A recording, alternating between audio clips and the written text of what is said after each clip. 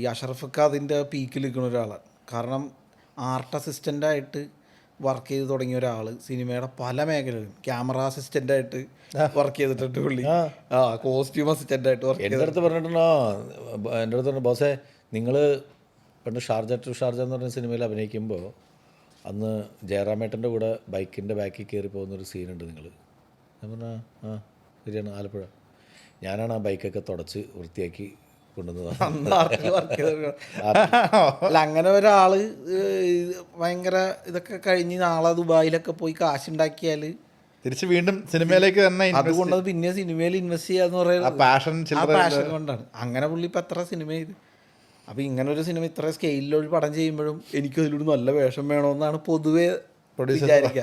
ഈ പുള്ളി ഇതിൽ പുള്ളി അഭിനയമോഹിയാന്ന് പറഞ്ഞിട്ട് ഇക്ക തന്നെ പുള്ളിക്ക് ഒരു ചെറിയ വേഷം അത് വായി തന്നെ ചെയ്യുന്ന അങ്ങനെ ചെറിയൊരു വേഷമാണ് പുള്ളി ചെയ്തിട്ടുള്ളത്.